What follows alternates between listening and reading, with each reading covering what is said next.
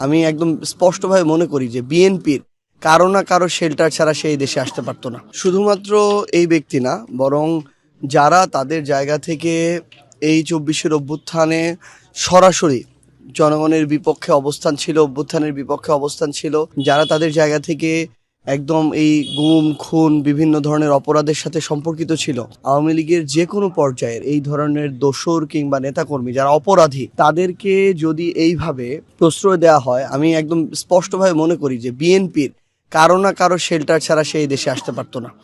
এবং এখন পর্যন্ত সে এভাবে উন্মুক্তভাবে যে চলছে, তার এত জুলাই বিরোধী রেকর্ড ডকুমেন্টেশন থাকার পরও এখানেও অবশ্যই সরাসরি কারো মদদ আছে। এটা হয়তো বা টাকার বিনিময় কিংবা অন্য কোনো কিছুর বিনিময় কিন্তু আছে।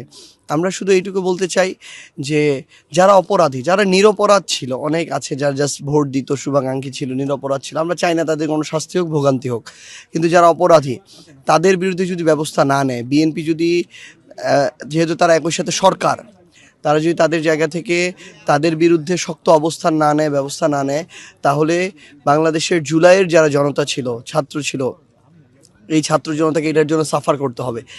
অনেককে এই জন্য আবার নতুন করে রক্ত দিতে হবে, জীবন দিতে হবে। আমরা এইটুকু আহ্বান জানাই যে এরপরে আমার একজন ভাইয়েরও যদি এই রক্ত ঝরে, জীবন যায়, এই দায় তখন শুধুমাত্র ওই খুনির কিংবা আওয়ামী লীগের ওই দোসরদের হবে না, বরং বিএনপির হাতেও ওই খুনের কিংবা রক্তের দাগ থাকবে।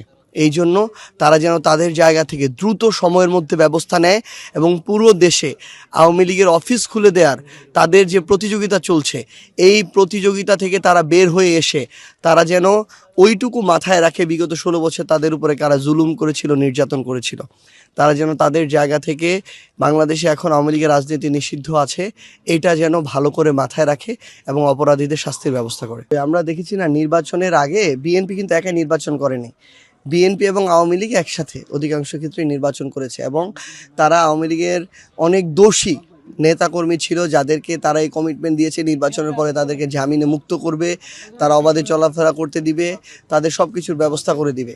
এই শেল্টার তারা তাদের জায়গা থেকে দিয়েছিল এবং ওই কাজগুলো, ওই কমিটমেন্টগুলো তারা তাদের জায়গা থেকে বাস্তবায়ন করছে। আমরা আমাদের জায়গা থেকে ওই বিএনপি বিরোধিতা রাজনীতি করব, সরকার বিরোধিতা রাজনীতি করবো, এটা আমরা করতে চাই না।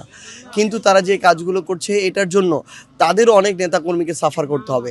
মাঠ পর্যায়ে বিএনপির অনেক নেতাকর্মী আছে যারা বিগত ১৬ বছর ঠিকমতো বাড়িতে থাকতে পারে নাই, যারা জুলুমের উপরে থাকতে হয়েছে, জেলে থাকতে হয়েছে।